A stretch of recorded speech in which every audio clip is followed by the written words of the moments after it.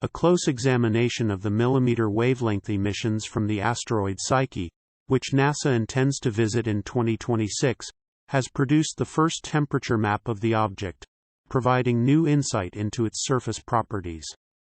The findings, described in a paper published in Planetary Science Journal, PSJ, on August 5, are a step toward resolving the mystery of the origin of this unusual object, which has been thought by some to be a chunk of the core of an ill-fated protoplanet.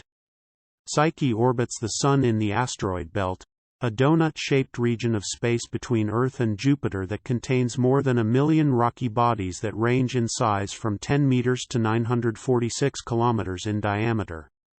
With a diameter of more than 200 kilometers, Psyche is the largest of the M-type asteroids, an enigmatic class of asteroids that are thought to be metal-rich and therefore potentially may be fragments of the cores of protoplanets that broke up as the Solar System formed. The early Solar System was a violent place, as planetary bodies coalesced and then collided with one another while settling into orbits around the Sun, says Caltech's Catherine DeClear, Assistant Professor of Planetary Science and Astronomy and lead author of the PSJ article. We think that fragments of the cores, mantles, and crusts of these objects remain today in the form of asteroids.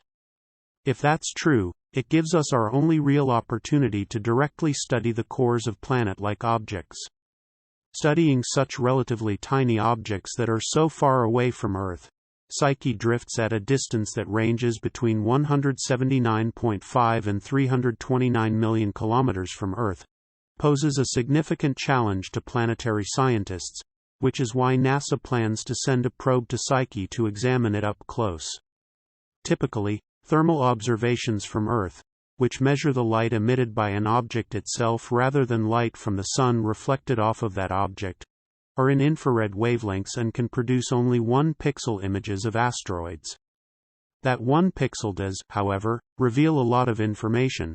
For example, it can be used to study the asteroid's thermal inertia, or how fast it heats up in sunlight and cools down in darkness. Low thermal inertia is typically associated with layers of dust, while high thermal inertia may indicate rocks on the surface, says Caltech's Saverio Cambioni, postdoctoral scholar in planetary science and co-author of the PSJ article. However, discerning one type of landscape from the other is difficult. Data from viewing each surface location at many times of day provide much more detail, leading to an interpretation that is subject to less ambiguity, and which provide a more reliable prediction of landscape type prior to a spacecraft's arrival. DeClear and Cambioni, together with co-author Michael Shepard of Bloomsburg University in Pennsylvania, took advantage of the Atacama Large Millimeter, Submillimeter Array, ALMA, in Chile, which became fully operational in 2013, to obtain such data. The array of 66 radio telescopes enabled the team to map the thermal emissions from Psyche's entire surface at a resolution of 30 kilometers, where each pixel is 30 kilometers by 30 kilometers, and generate an image of the asteroid composed of about 50 pixels. This was possible because ALMA observed Psyche at millimeter wavelengths, which are longer, ranging from 1 to 10 millimeters, than the infrared wavelengths, typically between 5 and 30 microns. The use of longer wavelengths allowed the researchers to combine the data collected from the 66 telescopes to create a much larger effective telescope.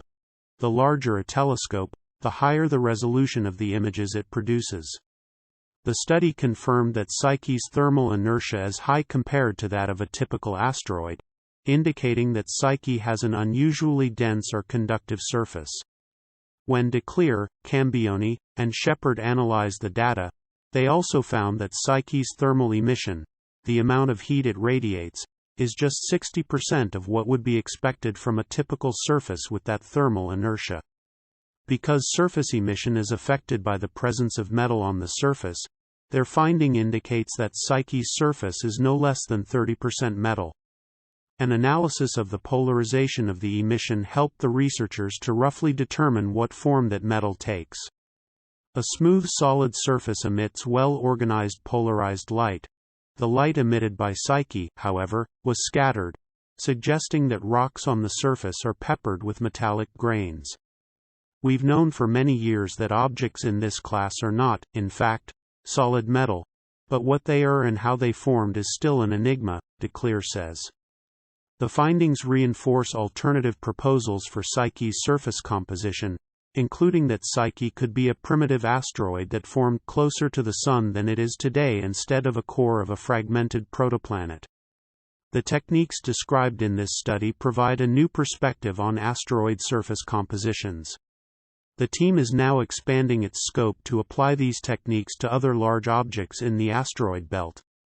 The study was enabled by a related project by the team led by Michael Shepard at Bloomsburg University that utilized DeClear's data in combination with data from other telescopes, including Arecibo Observatory in Puerto Rico, to pin down the size, shape, and orientation of Psyche.